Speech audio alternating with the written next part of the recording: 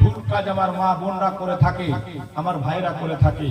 যেমন আজ আমাদের সমাজে বিশেষ করে মহিলাদের মধ্যে ইসলামের জাননেওয়ালি মহিলা খুব অভাব হয়ে গেছে। এক সময় মদিনাতে মা আয়েশা ছিল সবচেয়ে বড় মুফতিয়া। মেয়ে ছেলেরা পাক হলো কিনা মা আয়েশার কাছে জানতে যেত। হাদিস পাকে আমরা পড়েছি।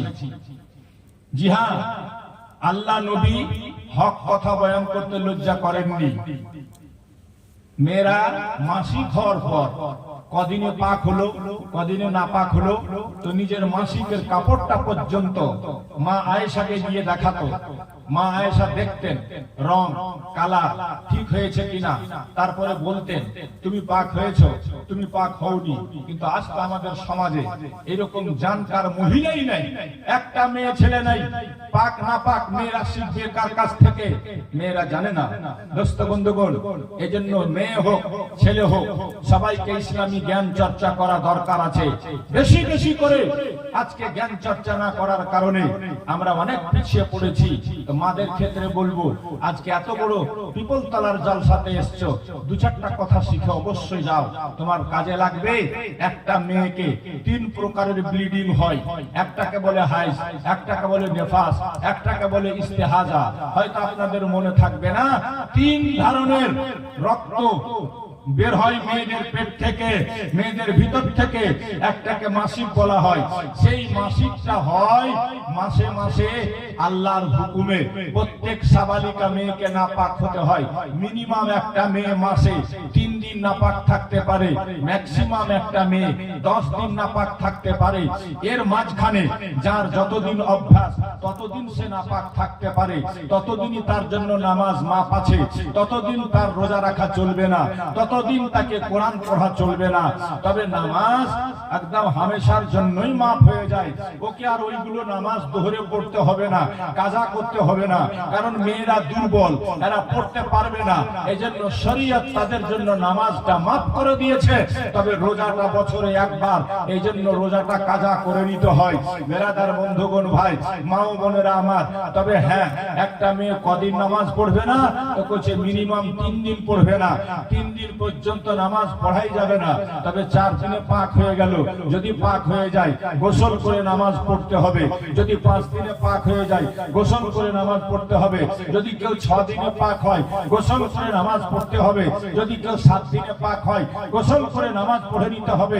আবার কাউরির 10 দিন পর্যন্ত ব্লিডিং থামছে না, 10 দিন পর্যন্ত ব্লিডিং হয়, তো শরীয়ত পারমিশন দিয়েছে 10 দিন পর্যন্ত নামাজ পড়া চলবে না, 10 দিন পর্যন্ত রোজা রাখা চলবে না, 10 দিন পর্যন্ত কোরআন পড়া চলবে না। তবে 11 দিনের দিন যদি ব্লিডিং হয়, 11 দিনের দিন যদি রক্ত দেখা যায়, তখন কিন্তু আর নামাজ পড়া মাপ, নামাজ পড়া মাপ নাই। কারণ শরীয়তের লিমিট ছিল মিনিমাম 3 দিন, ম্যাক্সিমাম 10 দিন। একটা মেয়ে নাপাক হতে পারে। 11 দিনের দিন যদি কোনো মেয়ের ব্লিডিং দেখা যায়, ওই হালাতেই তাকে নামাজ পড়তে হবে, ওই অবস্থাতেই নামাজ পড়তে হবে। ওই অবস্থাতে সে ওযু করে কোরআন পড়তে পারবে। কারণ এটা আর মাসিকের ব্লিডিং নয়, মাসিকের রক্ত নয়, এটা হচ্ছে ইস্তেহাজা, মানে এটা অসুখের কারণে যাচ্ছে, এটা অসুখের কারণে হচ্ছে। এই জন্য আর নামাজ পড়া মাপ হবে না। আশা করছি মারা বুঝতে পেরেছেন। মাদের জন্য বলছি, বোনদের জন্য বলছি। দ্বিতীয় বাচ্চা হওয়ার পর একটা মেয়ে 40 দিন নাপাক থাকে। 40 দিন, কতদিন? এক মুখে কথা বলেন না, কতদিন? 40 দিন পর্যন্ত নাপাক থাকতে পারে। 40 দিন পর্যন্ত শরীয়তের পক্ষ থেকে ছুট দেওয়া হয়েছে। যদি 40 দিন পর্যন্ত মেয়েটা নাপাক থাকে তো 40 দিনই নামাজ মাফ।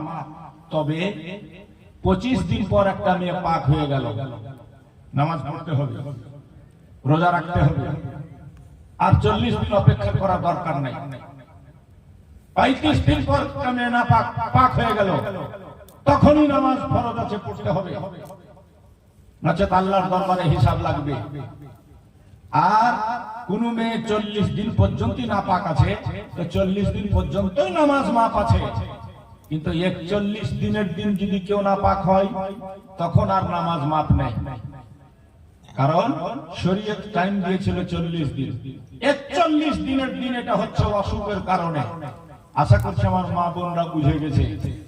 মায়েরা বাচ্চাকে দুধ খাওয়ায়, একটা বাচ্চা কতদিন দুধ খেতে পাবে? কোরআন বলছে হাওলাইনে কামেলাইন, একটা বাচ্চা দুধ খাবে 2 বছর।